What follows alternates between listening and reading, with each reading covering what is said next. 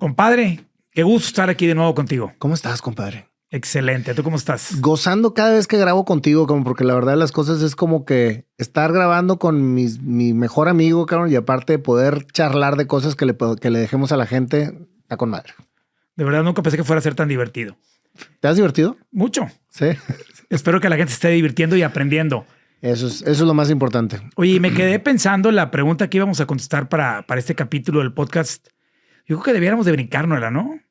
Está medio... Sí, sobre todo que creo que es muy hacia un nicho específico de personas. Entonces vamos a abrir algo más amplio, ¿no? Para sí, y yo me quedé pensando que aunque ambos tenemos algo de conocimiento de esa pregunta de startups, tampoco somos expertos en empresas en startups. Somos más como de la vieja guardia. Sí. Entonces, ¿te parece que busquemos por aquí? Vi una pregunta de Reddit que me llamó mucho la atención, la pregunta per se, y creo que pudiera ser un tema muy interesante a platicar en el podcast. Me parece excelente. Y habla, compadre, de las empresas familiares. Ándale. Yo creo que ese es un tema que a todos nos pasa, porque la primera ilusión es hacerlo con un hermano o con una... o tu mejor amigo. O tu mejor amigo, que es parte como quiera de la familia. Que luego termina siendo tu peor amigo. ¿Eh? Pero, oye, pues te voy a decir una cosa, ¿eh? Yo creo que nuestra separación fue en el momento idóneo.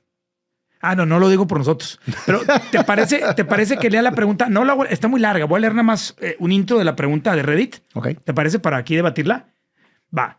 Dice, el título de la pregunta es ¿cómo manejar una startup familiar que está arruinando a tu familia? Oye, qué filosófico me salió este compadre, ¿verdad? Y dice, no lo voy a leer toda, está muy larga. Cometí el gran error de montar una startup con mi madre. Algunos antecedentes. Yo soy ingeniero de software y ella es gerente de ventas, bla, bla, bla, bla, bla. Nos asociamos 50-50. Aquí llevamos 2 años y de hecho el 90% del trabajo en los últimos 2 años me he dado cuenta que mi madre no es más que una microgerente egoísta con muy pocas habilidades reales. Todo lo que ella está a cargo necesita ser tomado de la mano y se espera que yo haga mi mitad solo y también le ayude con su mitad de responsabilidad. Me voy a ir hasta abajo. En lugar de permitirme tomar control, bla, bla, bla. Trabajar con ella se ha vuelto insoportable.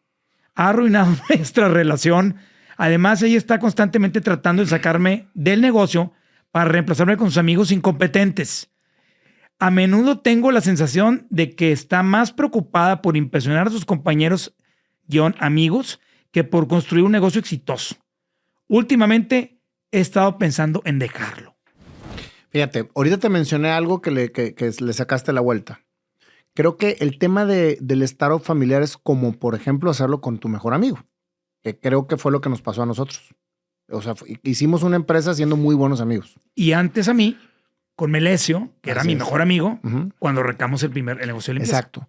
Y quiero mencionarlo porque muy, muy regularmente pasa que te asocias con tu amigo, o sea, con tu mejor amigo para poder hacer algo, o con tu hermana, con tu novio, con tu mamá, o etcétera. ¿Y qué sucede? Que los roles van cambiando conforme la empresa va creciendo. Y precisamente lo que está diciendo esta persona, de cierta manera, te pasan regularmente, porque el estrés del día a día, siempre hay un líder. En este caso, por ejemplo, el líder eres tú. Y yo estoy contigo y estamos haciendo crecer la compañía. Y la amistad, güey, se va partiendo, porque estamos acostumbrados a vernos en un estrés laboral. Y eso empieza a demeritar la amistad.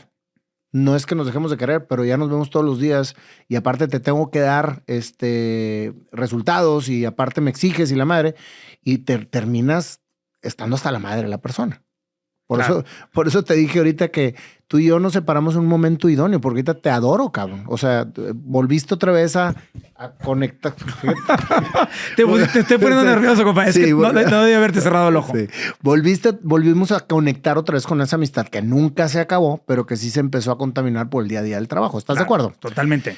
Y entonces yo creo que esta pregunta es excelente porque ¿qué piensas tú de asociar? ¿Tú te volverías a asociar con un amigo? Mira, de verdad, con tantos años y tantas torpezas y errores que yo... Voy a hablar de mí, no de ti. Sí. Aunque eso también te aplica a ti, pero voy a hablar de mí. Tantos errores que he cometido en términos de sociedades y ese tipo de cosas, algo he aprendido. No soy el experto en empresas familiares, ni soy asesor tampoco. Me ha tocado conocer porque hay muchos asesores en empresas familiares. Pero yo aquí veo varios temas importantes en esta pregunta de Reddit. Por ejemplo, el primero, le pasa a casi todos los emprendedores. A mí me pasó. Y es cuando, número uno, cuando confundes o no tienes claro lo que es sociedad de trabajo. O sea, una cosa es que tú y yo nos asociamos para poner un restaurante y seamos socios 50-50. Y otra cosa muy distinta es que tú te conviertas en el gerente del restaurante y que yo nada más sea un socio. Si ese fuera el caso, tú como gerente del restaurante, tú tienes que cobrar un sueldo que es el que debería de cobrar cualquier gerente, aunque no fueras tú. Y yo, si soy únicamente socio, pues yo no tengo por qué cobrar sueldo. O sea, aquí de entrada el primer, no error, pero lo primero que me llama la atención es que muy emocionados, este chavo con su mamá, pongamos el negocio, ¿no? 50-50. En ese momento como que no, si él dice, yo me iba a encargar de los temas de TI, sí, pero a ver, ¿qué va a hacer la mamá?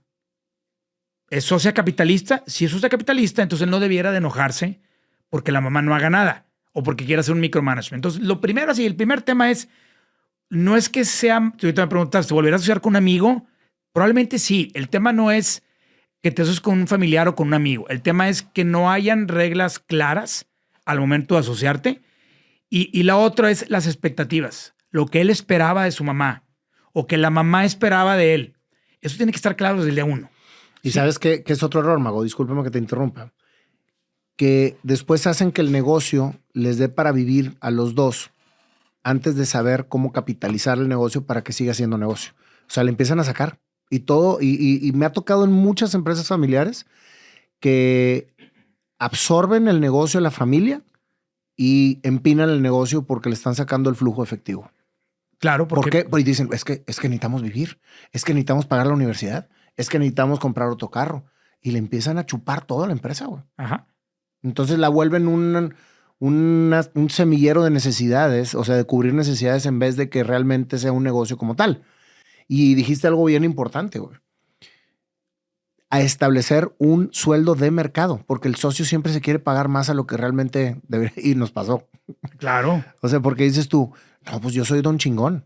Entonces tengo que ganar 17 veces más de lo que ganaría el mismo puesto ocupado por otra persona. Entonces le sales carísimo. Sí, porque yo soy Nayo Escobar. Sí. Y le sales carísimo a la empresa. ¿Por qué? Porque eres tú. Y muy probablemente va a tener mucho más capacidad de operación una persona que tú contrates con un sueldo 10 veces menor que el tuyo, que lo que tú estás aportando siendo socio. Y empinamos también el organigrama, güey, o la estructura organizacional. Yo creo que en un caso como este y en muchos otros, hay que tener bien claras las expectativas desde el día uno y las reglas del juego y ponerlas por escrito. Cuando hay una sociedad no es más que un intercambio, ¿no? Alguien puede poner la lana porque la otra persona no tiene la lana, pero va a poner una receta secreta para un negocio que nadie ha inventado. O bien va a poner su trabajo porque la otra persona tiene lana y tiene una idea, pero no tiene tiempo. Y entonces, híjole, voy a invitar a alguien. Entonces siempre es un intercambio. O sea, no hay, como dicen los gringos, no hay lunch gratis. ¿Verdad? There's no such a thing as a free lunch. Alguien tiene que aportar algo en esa sociedad. Hay un intercambio. Aquí en este caso muy particular, el hijo se asocia con la mamá. Entonces, el hijo, él se iba a encargar de la parte de TI y la mamá de otras cosas. Y luego empezaron a pelearse y la mamá ya quiere meter a sus amigos. Bueno, ¿no? Esa es la percepción de él. No, Bueno, o sea, la percepción de él es la realidad de él. Y su percepción es que su mamá no sirve para nada, de que es egoísta y que nada más está chingui en micromanagement. Pero habría que preguntarle a la mamá. ¿Qué piensa el hijo? ¿Qué piensa del hijo? ¿Cuál es su percepción? Y estoy seguro que la mamá diría, pues es que él dijo que era un chingón para sistemas y la verdad es que no vale madre, su sistema no sirve, no funciona, tengo que estar detrás de él. Muy seguramente tendría otra realidad distinta a la mamá. Otra percepción, pero percepción es igual a realidad, ¿no? Claro. Para cada persona. Entonces, yo creo que sucede mucho en las empresas familiares porque se generan muchas expectativas y no se aclaran las realidades desde el día uno, las reglas del juego. ¿Soy socio? ¿De qué porcentaje? ¿Voy a poner lana? ¿No voy a poner lana? ¿Cobro o no cobro sueldo? Si yo trabajo, ¿qué sueldo vas a cobrar? ¿Y qué sueldo vas a cobrar? Si yo trabajo en la empresa, tengo que tener un sueldo. Pero a cambio de eso estoy aportando mi trabajo a la empresa. Pero tampoco la empresa no se puede, oye, si la empresa no genera, pues ya yo decidiré, oye, no, pues entonces pongamos a alguien más que jale porque yo ocupo dinero y la empresa no me lo puede pagar. Tú lo dijiste, lo he vivido muchas veces. Yo también lo he vivido muchas veces. Nos tocó en Quality Post, en alguna de las sociedades que tuvimos en el pasado, en algunas ciudades del país, donde en una ciudad muy particular, la empresa empezó a tener buenos resultados y empezamos a pagar dividendos. Oye, y la política era pues pagar el 50% de las utilidades, pagarla de dividendos, ¿ok? Y el otro 50% no, para capitalizar la empresa, para lo que tú quieras, porque pues, tampoco puedes dejar a la empresa totalmente exprimida y sin flujo de caja, ¿no? Entonces, fueron varios años de bonanza, de vacas gordas, donde se pagaban dividendos, y de pronto se pierde un cliente en esa plaza. Había un cliente bien importante, local, que era gobierno. Se pierde ese cliente porque hay cambio de gobierno. Y ese cliente era responsable del 80% de las utilidades de esa sucursal. Claro. Que era una sucursal chica. Me acuerdo perfecto de la sucursal. Oye, y entonces pues se pagaban 5 pesos, ¿no? 2.5 para ti y 2.5 para mí. Porque era la sociedad 50-50. Se va el cliente y por completo cambia la situación financiera de la empresa de un día a otro, ¿no? Entonces, de la empresa de ganar 10 pesos y poder pagar 5 dividendos, se va a ganar 1 peso. Entonces, si quieres seguir con tu política de Pues pagar 50-50. De pagar el 50% de dividendos de lo que gane la empresa de las utilidades, pues te irías a 1 peso, a la mitad, 50 centavos. Y la mitad de 50 centavos, 0.25 son para ti y 0.25 para mí. Y entonces cuando llega esa situación, nuestro socio dice, oye, no, es que yo ocupo los 5 pesos para vivir. Es lo que te decía ahorita. Yo con eso pago escuelas, con eso pago renta, con eso pago un montón de cosas, gasolina, etcétera. Por eso, pero la empresa, ¿qué culpa tiene? Y una empresa puede tener épocas de vacas gordas, épocas de vacas flacas. Entonces, o épocas de vacas muertas. Hay que tener muy claro que cuando la empresa genera utilidades y se determina que se paguen dividendos, el dividendo se paga mientras haya utilidad. Pero si el día de mañana la empresa truena o la empresa va a pérdida o ya no gana tanta lana, pues ya no puedes pagar lo mismo. Entonces ahí normalmente cuando hay un tema familiar, oye, no, pues es que yo ya estaba acostumbrado a que me dieran tanto. ¿Qué más sucede? Y es bien común. Que confunden los emprendedores sueldo con utilidad. Eso es bien, bien común, ¿no? Le empiezan a sacar lana al negocio y en el estado financiero ni siquiera lo ponen como sueldo. No, es que somos socios. Entonces, ¿qué es? ¿Es utilidad o es sueldo? ¿Trabajan aquí tiempo completo los dos? Sí, trabajamos tiempo completo. Es su sueldo. Oye, entonces mételo como un gasto. Si el sueldo de ustedes dos que trabajan en la empresa lo metes a gasto, te vas a pérdida. Entonces tu empresa tienes que hacer algún cambio porque no es viable o tienen que bajarle al sueldo. Es que no es sueldo porque somos socios. Es utilidad. No, pero ustedes están trabajando tiempo completo o están trabajando gratis. Entonces ese es otro error que también cometen muy seguido los emprendedores, de no poder diferenciar adecuadamente entre sueldo y utilidad. Y ahora, esas sociedades famosas del 50% cada quien, generalmente son complicadas, salvo que sean empresas grandotes muy institucionales o alguna fusión. Y son complicadas porque normalmente cuando tú te asocias 50-50, pues sientes que tienes los mismos derechos y obligaciones de la contraparte. Pero luego vienen los roles, ¿qué va a hacer cada quien? Y siempre todos vamos a pensar, a mí ya me pasó en la primera empresa con Melesio y a Melesio también le pasó, que cada uno por su cuenta nos dividíamos los roles y cada uno sentía que aportaba más que el otro. Y son percepciones. Es que yo estoy a cargo de la operación y la operación es complicadísima y ganamos lo mismo. O es que yo estoy a cargo de las finanzas y es una bronca poder pagar la raya cada viernes. Yo debería de ganar más. Entonces, por eso hablaba al principio el tema de las expectativas que tienen que ser muy claras. Y el tema también, el tema directivo, oye, a ver, ¿y somos nosotros los mejores candidatos para manejar la empresa o hay alguien mejor que nosotros? Ese es un punto bien interesante, Mago, porque damos por hecho que somos los idóneos para el puesto. ¿Estás de acuerdo?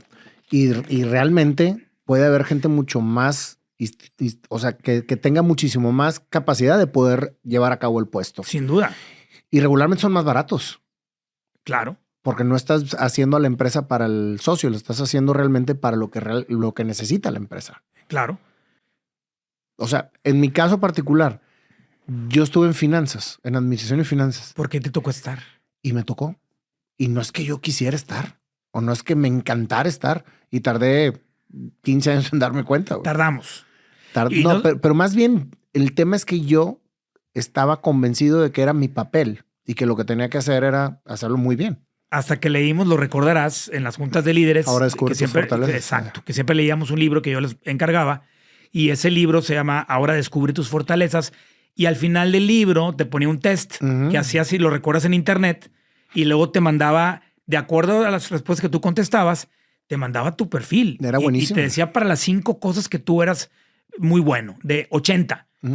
Entonces, cuando tuvimos esa junta, tú y yo nos sorprendimos muchísimo de ver que tus fortalezas sean justamente lo que ahorita haces. Sí. Habilidad para relacionarte con la gente, relaciones públicas, creatividad, innovación. Ventas. Nada que tuviera que ver con lo que se requiere de un financiero. Recursos humanos que llevaba yo también. Yo llevaba recursos humanos. Por ejemplo, administración, finanzas. Nómina, compadre. No era para nada en tu perfil de estructura. Entonces, sin duda, eso es algo súper importante. O sea, cuando uno es emprendedor, todos los emprendedores que tienen en común, pues que son emprendedores, que quieren emprender. Pero no todos los emprendedores tenemos el mismo perfil. Hay muchos emprendedores. Yo ahorita acabo de terminar de leer un libro muy padre, se llama Hungry con H y U, que es de Mike Evans, que es el cofundador de Grubhub. Grubhub es el Uber Eats de Estados Unidos.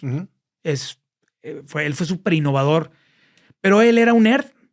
Él trabajaba en una empresa escribiendo código y le encantaba, tipo Bill Gates, y le encantaba escribir código. Y él vio una necesidad, porque era un rollo que pedir algo a domicilio y que te llegara de comida y no todos los restaurantes, sino no te contestaban el teléfono. Y decide solucionar el problema no como negocio, su problema, porque él y su esposa, como trabajaban, siempre tenían que pedir cenar y era un rollo. Y bueno, la historia es muy larga, pero al final él crea Grubhub. Pero como él era un nerd, era un geek, le encantaba escribir. Él escribió el código para hacer Grubhub, los pedidos y todo ese rollo. Pero al paso del tiempo, obviamente, entra otro socio y luego ya empiezan a levantar capital y él termina inclusive saliéndose por completo de la empresa. Porque ya sus habilidades, se hizo millonario porque hicieron una IPO. O sea, se hizo pública la empresa. Fíjate. Y luego los compró Just Eat, una empresa mucho más grande europea, y se hizo millonario. Pero el punto es que él ya no se le ocupaba en la empresa y menos como CEO. ¿Ok? Y esto es un tema que en este Reddit que estamos leyendo del chavo con su mamá, si te fijas, por lo que él escribe, bueno, uno está claro que está peleado con su mamá, que no la quiere y que la mamá no lo quiere, pero el punto es ese. El tema es, sucede mucho, a ellos les sucedió, asumo, y le sucede a muchos emprendedores, y a mí me ha tocado constatarlo cientos de miles de veces, y a mí me pasó, lo viví y lo escribo y lo describo tal cual en mi libro, que se asocian en este caso la mamá y el hijo, pero nos asociamos 2 amigos, etcétera. Oye, ¿y quién es el bueno? ¿Cómo? Sí, o sea, ¿quién va a ser el CEO? Los 2. No pueden ser los 2. Tiene que ser uno. ¿Quién va a ser el CEO? No, los 2. Somos co-CEOs. ¿Dónde existe eso? ¿Dónde has visto tú, compadre, por ejemplo, una empresa? Generalmente las empresas muy grandes son públicas, la mayoría. ¿Dónde has visto tú una empresa como Apple, como Google, como Walmart, que tenga 2 CEOs? No lo hay. Tú dime una. No hay. No hay. ¿O conoces un ser humano que tenga 2 cerebros? Pues tampoco, ¿no? O sea, por algo tenemos un cerebro, ¿no? Entonces, es muy común en los emprendedores, aquí está el caso de la mamá y el chavo y hay muchísimos más. Yo lo viví en mi primer negocio por muchos años con Melesio, con mi ex socio y gran amigo Melesio, que los 2, no había un CEO. O sea, el problema cuando no hay un CEO es que no hay un responsable, no hay accountability. Si un mes nos fue muy mal o un año nos fue muy mal, ¿a quién le vas a echar la culpa? Es que fue por temas financieros. No es cierto, fue por temas de sistemas o de la operación. Cuando hay un CEO, cuando hay una cabeza, la cabeza es el responsable. Incluso, Mago, ahorita tocando ese mismo tema, no necesariamente el socio tiene que ser el CEO. No, el socio puede no trabajar o tener un puesto sin ser el CEO. En consejo. Que es como yo ahorita recomendaría que se hiciera una empresa. O sea, que los socios fueran estrategas y miembros del consejo en vez de operadores. Porque caes en muchos vicios de día a día, ¿no? Claro. Es que mira, el ser emprendedor, ¿no? O sea, requieres un perfil. Una persona inquieta, que quiere cambiar el mundo, que quiere emprender, que es impaciente, que no puede tener un jefe o batalla para estar en una estructura, etcétera. O sea, hay un perfil no que esté definido, pero que tenemos en común casi todos los emprendedores. Luego, una cosa es ser emprendedor. Otra cosa es ser inversor, ¿no? Ujú. Tú puedes ser emprendedor y además inversor. O tú puedes ser inversor y no ser el emprendedor. Llega un emprendedor con una gran idea, te hace un pitch, te encanta la idea y te baja una lana. Y tú como inversor pones la lana, obviamente asegurándote que hay rendición de cuentas y que haya un consejo, etcétera. Pero entonces en esa transacción, digámoslo así, hubo un emprendedor que trae una idea y hubo un inversor. Luego está el papel de toda startup o empresa grandota, sin importar el tamaño, tiene que tener un CEO. Oye, que una startup chiquita o un negocio entre cuates a lo mejor está muy mamón, CEO, a lo mejor gerente general, no importa. O sea, es un CEO, aunque sea un CEO chiquito y que gane poquito, tiene que haber un director general, aunque sea un negocio muy chiquitito, tiene que haber un responsable. Claro. Que ese CEO es responsable ante el consejo, que puede ser el inversor o los inversores, o quienes pusieron la lana, de dar resultados y rendir cuentas. Y si hay otros socios o emprendedores que también están ahí trabajando, pero otro responsable de las finanzas y otro responsable de TI o lo que tú quieras, sí, cada uno tiene su responsabilidad y tiene que rendir cuentas de su área. Pero quien tiene que rendirle cuentas a un consejo o a los inversores es el CEO. Entonces, es muy común ver, como este caso del chavo y su mamá, muchísimos emprendedores donde no hay una cabeza. A mí me tocó ver un caso en alguna ocasión, todavía peor, porque eran 3 socios, compadre. Y los 3 eran CEOs. Y estaban a partes iguales, 33.3 cada uno, y no había un CEO. Entonces, me tocó conocerlos porque fueron un amigo que iba a invertir en su empresa, ocupaban lana, me dijo, oye, échales un ojo para que me digas qué opinas y aparte, coachéalos un poquito porque están como un poco desorientados. Pero tiene un negocio bien interesante. Órale, va. Con mucho gusto. Y eso parece un poquito este podcast. Es ese tiempo que regalamos para compartir nuestras experiencias de aprendizajes a la demás gente, que es como el caso de este podcast, ¿no? Entonces, si vienen estos 3 chavos, me cayeron muy bien. Esto fue hace ya varios años. Y entonces digo, a ver, háganme... porque antes de que llegaran, le dije yo a mi amigo, le dije, oye, nada más que me lleven una presentación para entender muy bien su negocio, ¿no? O sea, son de confianza, tú ya conoces su información, que me la compartan. El tamaño de su empresa, etcétera, qué hace cada quien, qué problemas tienen, qué retos tienen, si me pueden traer un ejercicio FODA o algo para ver sus fortalezas, debilidades, oportunidades, amenazas, cuál es su estrategia de negocio y con mucho gusto yo te doy mi opinión. Se vienen los chavos muy preparados con toda esa información y ya hacen un pitch, esto y lo otro, perfecto. Y cuando nos vamos al tema del organigrama, que se los pedí, lo primero que me da la atención es esto. No había un CEO. Entonces yo soy responsable de marketing y ventas, ¿ok? Yo soy responsable, soy el CFO de toda la administración, ¿ok? Y yo soy responsable de toda la operación, ¿ok? Todos esos puestos se necesitan en una empresa como la de ustedes. ¿Quién es el CEO? Los 3. Sí, pero ¿quién es el responsable? O sea, ¿quién rinde cuentas? No, pues es que no tenemos que rendir cuentas porque ellos no tenían socios. O sea, no hubo un inversor ni un consejo. Eran ellos 3. 2 hermanos y un amigo que ponen el negocio. Ay, cabrón. Les dije, bueno, pues el primer consejo que les doy es que tienen que tener un CEO. Si alguno de ustedes tiene el perfil, pues alguno de ustedes quédese como CEO. Y si no, contraten un CEO, aunque no sea socio, y que va a ser su jefe. Sé que es complicado cuando eres emprendedor. Ay, cabrón, tengo un jefe. O agarren ustedes al menos peor de los 3 o al que mejor perfil tenga para poder ser el líder. Pero tiene que haber un líder. Por favor, háganlo. Y estás de acuerdo que eso es súper complicado cuando ya estás acostumbrado a operar con 3 cabezas y no con una. Que nos pasó un poquito a nosotros antes de que se nombrara realmente la estructura de decisión por participación y no por amistad.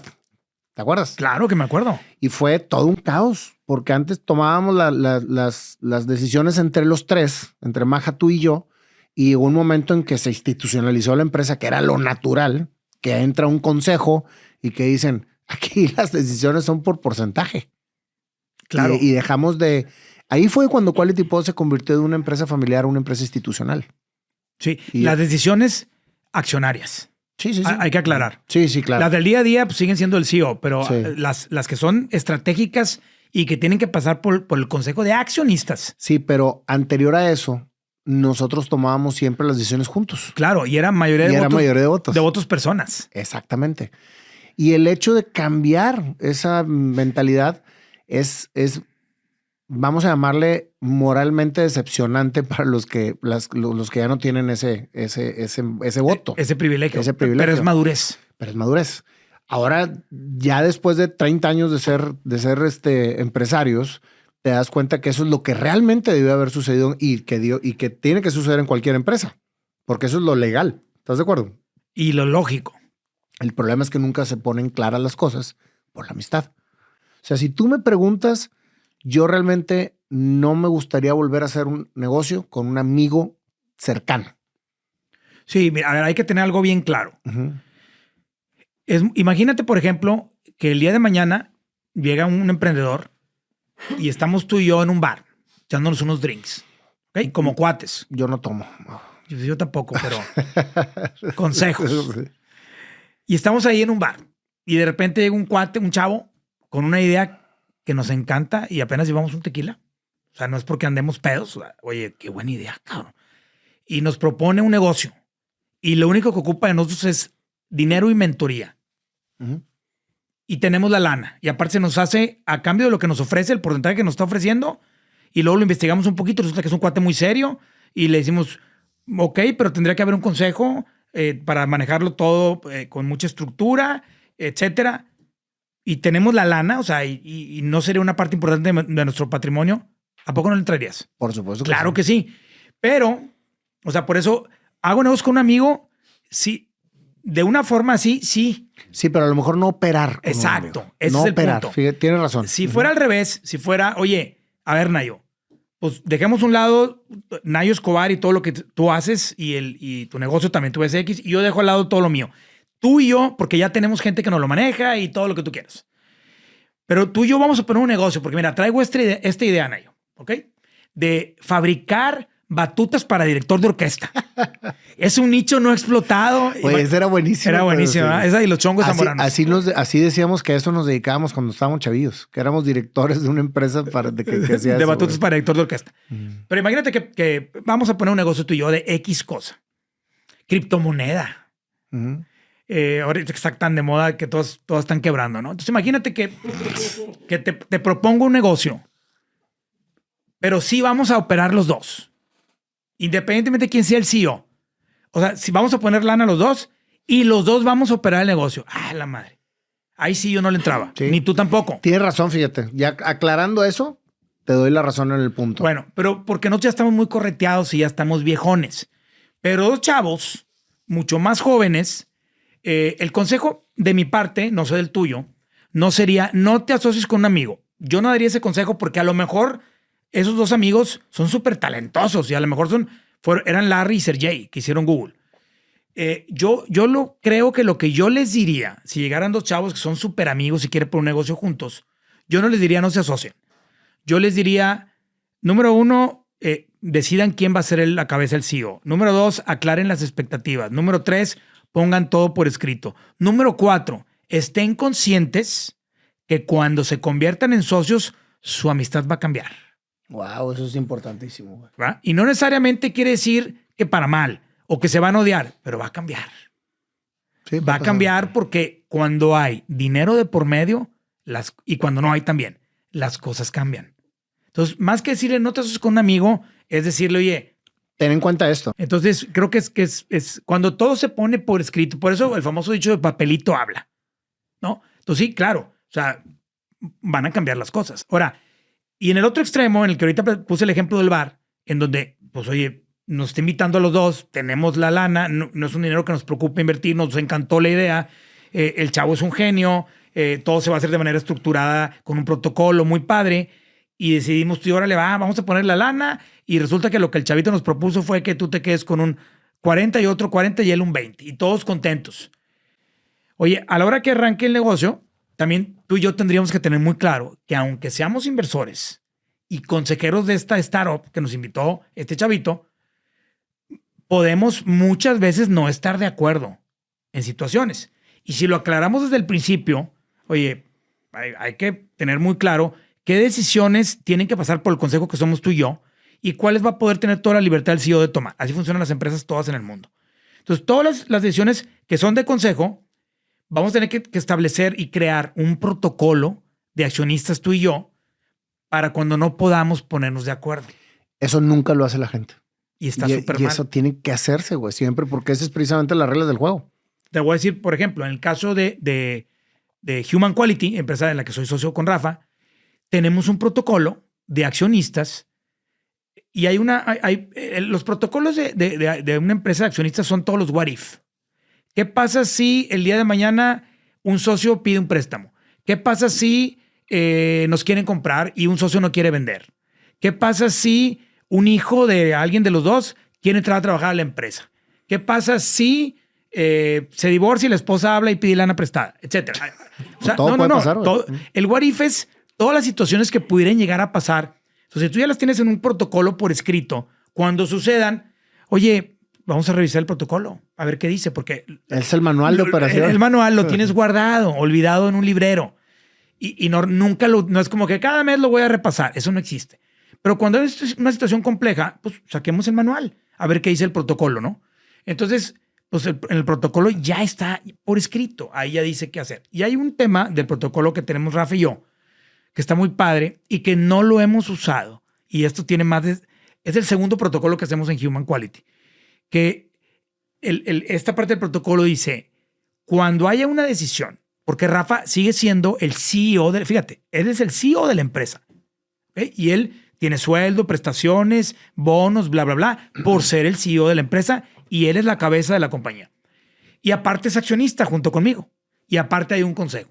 Y hay una parte del protocolo que dice, especifica claramente todas las decisiones que Rafa como CEO puede tomar y cuáles no puede tomar como CEO y tenemos que tomar de manera conjunta como accionistas.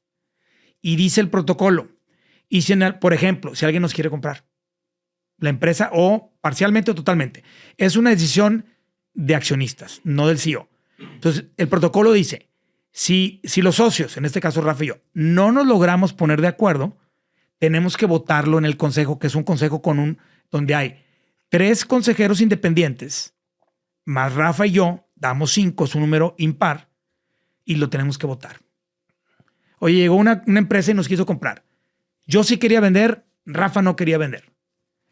Y yo sigo aferrado. Primero, tratamos de convencernos mutuamente. A lo mejor, y si él me convence, no hay que vender, perfecto, ya no convocamos a votación. O al revés, yo lo trato de convencer de sí vender. Y ya lo convencí y vendimos. Pero si no nos ponemos de acuerdo, se vota en el consejo. Mayoría de votos y se fregó. Entonces, y no importa qué porcentaje tenga cada uno, ¿no? Porque eso lo dice el protocolo. Entonces, siempre que esté por escrito, ya está resuelto el problema antes de que llegue. Pero ahí vuelves otra vez a tocar la importancia de tener realmente claro el cómo vamos a hacer el negocio. Y es algo que nadie se pone a ver. Todos se emocionan por abrirlo, por tratar de jalar el puesto que quieren y meter a la gente que quieren, pero nadie se pone a ver las reglas del juego. ¿Cuánto se tardaron Rafa y tú en hacer ese protocolo? Pues bastante tiempo. Ese es el tema. Sí, claro. O sea, estamos acostumbrados a abrir negocios sin tener absolutamente ninguna estructura para poderlos llevar a cabo de manera correcta. Y muchas veces yo creo que el error es pensar, pues estamos empezando, deja que jale y después ya vemos qué rollo. Y cuando empieza a jalar, ya no tienes tiempo de ver qué rollo. De repente se te viene un crecimiento explosivo en lo que menos piensas, güey, es hacer un protocolo, güey, de toma de decisiones. No, claro. Y fíjate, ahorita que me decías lo de Human, sí, este protocolo que te platico tiene 5 años, pero había otro protocolo que tenía 10. Y es bien diferente a este. Es súper diferente. Que el otro protocolo existía cuando éramos 3 socios, ¿okay? Cuando estaba también Melesio como socio. Y entonces, cuando llega el momento en donde Melesio sale de Human y le compramos sus acciones, el protocolo ya decía claramente que si un socio se iba y se le compraban sus acciones, ya venía el precio estipulado. Tenía que hacerse una evaluación, X número de veces EBITDA, bla, bla, bla. Entonces ya no hubo nada que negociar. Nada, ya estaba en el protocolo. Qué maravilla. Exacto. En el caso nuestro, No había nada, no había güey. protocolo y pues, ganó la amistad porque fue muy fácil ponernos de acuerdo. Y, Pero, fue muy justo, o sea, en el bueno. sentido de todo lo que Claro. platicamos y lo que arreglamos era lo que... que por cierto, una cosa lleva a la otra, porque la experiencia que yo tuve con Maja y contigo cuando se salen de Quality Post y negociamos la compra de sus acciones, que nos tomó un mes, ese periodo, y se resolvió muy fácilmente. Al momento de ya firmar los 3 y listo, es donde yo voy con mis socios de Human, con Melesio y con Rafael, y digo, oigan, Hagamos un protocolo. ya terminó la negociación con Maja y con Ayo. Terminamos súper bien, pero súper bien. Pero mucha gente me ha dicho que es rarísimo que eso pase. Sí. Que normalmente siempre terminas peleado. Entonces, les propongo que nosotros 3, ahorita, que no tenemos ningún problema, hagamos un protocolo que no tenemos para cualquier situación futura compleja que ya esté resuelta. Y así se genera el primer protocolo de accionistas de Human Quality. Fíjate. Donde éramos 3. Pero todo es en base a la experiencia. Que por eso es del podcast. Y para eso es precisamente este podcast, para que no tengan que pasar por lo que uno pasó para poder esto. Este hombre ya tiene bien fregada la relación con su mamá. Totalmente. Por falta de claridad. Porque si ahí se hubiera dado, oye, ¿sabes qué? Vamos a hacerlo de esta manera, tú vas a llevar este puesto, yo y con esto no tendrían estos problemas. Para empezar, antes de hacer una sociedad, tienes que estar perfectamente claro qué va a aportar a cada quien, para qué es bueno cada quien y cómo van a llevar la operación del negocio. ¿Estás de acuerdo? Totalmente. Y entonces dices, oye, a lo mejor dices, pues es que yo no sirvo para operar este negocio. Tengo lana y puedo dar muy buenos consejos, pero no estoy para operarlo. No nada más es la lana que pongas, es que vas a aportarle al negocio. Eso es bien importante. O sea, por ejemplo, la parte estratégica 100% de Quality Post era aportación tuya. Aunque no tuvieras tú la lana completa, tú llevabas la estrategia y el camino del negocio. Por ende, aunque todos hubiéramos puesto lo mismo, quizás tú deberías de haber recibido más por la parte de la estructura del negocio y la estrategia del negocio. ¿Me explico? ¿Y ahora quién me lo va a pagar? Pues ya lo tienes. Es que eso es precisamente lo que tenemos que tener claro. ¿Qué vas a aportar? Pero fíjate, compadre, aquí esta pregunta que leímos, como bien lo comentas, ya se llevan de la greña el papá, la mamá y el hijo. Fíjate cómo, y te puedo casi asegurar que es un negocio que ni genera lana. Y sin embargo, ya la mamá ya perdió un hijo y el hijo perdió a la mamá. Sí. Por querer hacer un negocio y por no haberlo puesto por escrito y no haberse sabido poner de acuerdo con anticipación. Pero bueno, compadre, esto se da todos los días y bueno, pues como siempre, ni tú ni yo tenemos toda la verdad. No, simplemente estamos platicando la situación. Claro, lo que hemos vivido. Ahora, te voy a decir una cosa, Mago. El estado de Nuevo León es un estado de muchas empresas familiares. Y sé muchos casos de familias que están completamente rotas por el negocio. Claro. Y eso te lleva a otra cosa de la que ni tú ni yo podemos hablar porque aún no lo vivimos. Que ahorita que hablas de familias regiomontanas es cuando ya pasa a la segunda generación. Y hay muchas empresas muy grandotas, no nada más en Monterrey, en todo México y en el mundo, que inclusive ya van en la tercera o en la cuarta generación. Y vamos al mismo tema. Oye, llega la segunda generación, pero pues, la segunda generación no hay nadie brillante. Pero todos quieren trabajar en el negocio familiar porque es una empresa muy grande y les inventan puestos. Y hay empresas que sí tienen sus protocolos muy claros, muy definidos, aún sin ser públicas, en donde la persona tiene que pelear por el puesto, le exigen maestría, doctorado, qué sé yo. Pero bueno, no nos ha tocado vivir la experiencia en carne propia de una segunda generación. En un futuro nos tocará. Claro. Y tendremos que irnos preparando como cualquier empresario o emprendedor para una segunda generación. A mí a veces me preguntan, y con esto a lo mejor tal vez ya le cortamos para irnos a la siguiente pregunta, pero a veces me dicen, oye, ¿y tú qué onda? ¿Tus hijos qué onda? Y les digo, mira, hay mucha gente que se obsesiona con que sus hijos se queden con el negocio de la familia. Y si no, es una depresión para el papá. Exacto. Y hay muchos que terminan vendiendo el negocio porque ningún hijo tenía la capacidad. En mi caso particular, para mí lo más importante en mi familia, de mis hijos, es que triunfen y que sean felices. Aún y que ninguno de ellos tenga nada que ver con mis empresas. Oye, sí, qué padre. Y lo apoyamos y lo preparamos y lo coachamos para convertirlo en el director general o lo que tú quieras. Si su felicidad es otra cosa, yo a mis hijos los voy a apoyar en lo que los haga felices. Eso es bien importante, porque realmente aquí el ego muchas veces de los papás hacen que los hijos vivan frustrados haciendo algo que no les gusta hacer. Exacto. A lo mejor el chavo ni quería trabajar ahí. Claro. Y pobre huerco ahí está todo frustrado porque está de director general de una empresa multimillonaria, pero vacío en sí. Y a lo mejor aparte ni siquiera tiene el perfil y tiene como 5 coaches y la empresa no camina. En fin. Conozco varias. Yo también. Muy bien, compadre. Pues vamos a ¿qué te parece si buscamos la pregunta que vamos a contestar para el siguiente capítulo del podcast? Ya la tengo. Me parece perfecto. Y es la secuencia de esta y me encantó precisamente porque viene a conectar con lo que estábamos precisamente platicando de las empresas familiares. Imagínate nada más esta. Ayuda. Mi hijo es un zángano y no le quiero dejar la empresa. Fíjate lo que estamos comentando ahorita exactamente. Y nos sale precisamente esta pregunta que creo yo que viene a conectar. En el próximo episodio vamos a hablar ¿qué tenemos en casa? ¿Y qué queremos hacer con ellos? ¿Y cuál es el futuro de nuestros hijos? ¿Y qué quieren hacer ellos? Exacto. Porque muchas veces el ser zángano no es que sea zángano, es que quieres hacer algo que no quieres hacer. Probablemente. Corte. Gracias.